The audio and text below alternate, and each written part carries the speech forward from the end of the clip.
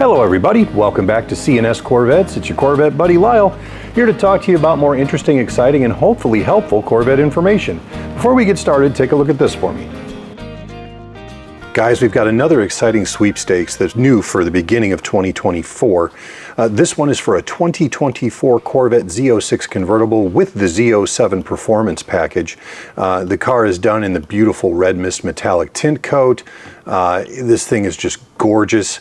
And it is being offered by the Pittsburgh Vintage Grand Prix Association. Now that may sound like it's a racetrack or something or a museum, but it's not. It's actually a charitable, and you can read about it down here, actually a charity that wants to produce a world-class vintage automotive event to raise funds to help provide residential care, treatment, and support for autistic and intellectually developmentally disabled individuals. So what they do is they take your contributions and they put on this big event, and then they're able to take the proceeds from that event that everybody does for free to help the charity and put it toward the charity. So pretty worthy thing to put money toward. And if you're going through our link here pinned in the top comments below, you're actually getting 30% more entries for free. So if I say you're going to do $50 right here, you click on that, you'll see that our promo code C&S is already entered up here, and you're getting 12 extra tickets on top of the 40 that the 40 entries you're paying for, and you'll just put in your name and your information or credit card and stuff, and then you are automatically entered. And this drawing will be taking place on October 8th, 2024. So if by chance you're watching this video after that date, come back to a more recent video and you can get on one of the current sweepstakes at that time. But this is a really amazing car for a really amazing cause. If you guys want to participate, I wish you the best of luck, and if you guys win it, I certainly expect to hear all about it. Thanks.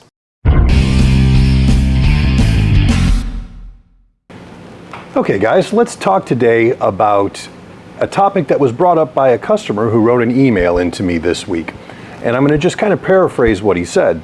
He is looking for a 70 to 72 Corvette, and he wants it to be in excellent condition, all original, and have low miles.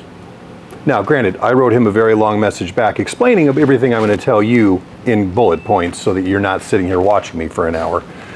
But let's talk about low mileage, originality, and numbers matching. Let's start with low mileage. Is low mileage a good thing? Well, on a car of 5, 6, 7 years old, yeah, because odds are age hasn't done enough to that car to where the low mileage isn't indicative of its current condition, okay? But if you're talking about a car that is 10 to 15 years old and it's got less than 10,000 miles on it, you've got to do some due diligence. You got to be cautious about that. So you definitely are going to want to make sure that the car is in condition commensurate with those miles. Because if it was parked inside of a chicken barn for 10 years, it may have only 400 miles on it, but it's going to look like it's been at the bottom of the Atlantic for a decade. So be very careful about that. Still, 10 to 15 years, I mean, we're only talking about going back to basically the beginning of the C5. So odds are it's going to be okay. 20 to 25 years and less than 10,000 miles. Now you're getting to the point where if you're going to entertain buying that vehicle and you plan on using it regularly, you're going to want to have some sort of documentation about how that car has been maintained. You don't want to go on, oh, it looks great. You need documentation, because at 10,000 miles on a 20 to 25-year-old car, things that look fine may not be fine, because things like brake hoses and bushings and other things tend to go bad from the inside out, and they aren't necessarily apparent that they're failing when you just look at them with your flashlight when it's on a lift. So you definitely want to have some sort of background on how this car has been cared for over its life. Personal knowledge of the car, Uncle Phil has owned this car for 35 years, and he was absolutely focused on keeping this car as nice as he could. He did everything. Well, yeah, that suffices, obviously. But if you're buying from an unknown party, especially if you're buying from out of state where you can't go spend a bunch of time with the car before you buy it, definitely make sure that they have some sort of information that's going to be helpful to make you make an informed decision. Now, moving on to cars that are 26 years old or older. Unless this car is literally a museum piece, you know, something that you could eat off any surface of the car, including the engine, and it is just what we call in the wrapper, looks like a new car, inside, outside, functionality and everything, now you really need to make sure you have history, okay? Unless it is truly, quote unquote, and I hate this word, perfect? We never use that word, but if it has to be close to perfect. Otherwise, you need the history. You need an inspection, absolutely, to make sure that you're not buying something that's been, you know, a pig that's had a copious amount of lipstick applied to it to make it palatable. You see that a lot of times in the auction cars. And I'm not talking about the tiny county auctions. I'm talking about the big national televised affairs. There are companies out there who do nothing but prep cars for these auctions. They make sure the paint and the chrome is flawless, it's got cool wheels and brakes, the engine bay looks great, and it's got a fresh interior. Gorgeous. But then you put it up and look at the mechanicals from underneath the car, holes in the frame, copper tubing for fuel line. I mean, on and on and on. I could go on forever. So you really need to be careful with that. Most odometers over 25 years old broke a long time ago. So if that car says it has 10,000 miles on it and the odometer is working, at some point, most likely, that odometer has been repaired or replaced. And when you're repairing an odometer, changing the mileage is not difficult to do. So you definitely need some sort of physical documentation about the mileage on that car over the years to trust the odometer. And you know, in most states, anything over 20 years old or less in some states, the odometer reading's exempt anyway. It doesn't matter. They don't even care. All cars, I don't care what you're buying, and I've told you guys this a million times, you want to make sure that you get a full inspection, especially if you're an absentee buyer because you're buying out of state, you're buying from a place you're not familiar with where you can't personally see the car other than pictures and videos. Pay a third party to do an inspection no matter what. So that's the whole low mileage thing. Let's move on. Let's talk about numbers matching. First of all, let me clarify what that means for those of you who are new to old cars or new to the Corvette hobby. When we talk about numbers matching, we're talking about the stamped or cast numbers on things like the engine block, the transmission, the frame, the differential in some cases, and there are date codes as well as to when these things were made. So in order to be numbers matching, not only should the part number cast into the part be correct, the date code that it was manufactured should fall within a certain window within your car's production date to make it correct. And on the engine, you should have the VIN stamped that matches the VIN tag on your car. That is what we talk about in numbers matching. Now, a lot of cars that are numbers matching aren't.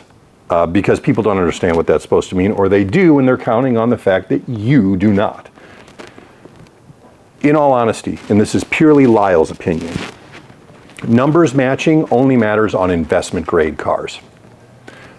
If you're going to buy a car that is a museum piece, that is a 100-point show car, that is never going to see the light of day other than when you roll it out of your garage on carpet squares so that the tread doesn't get dirty, to put it into your enclosed all aluminum air-conditioned trailer, to take it to a show, to then roll it out on carpet squares, have it judged, and do it all in reverse and put it back safely in its garage in its inflated bubble where no humans can touch it, then numbers matching honestly doesn't matter.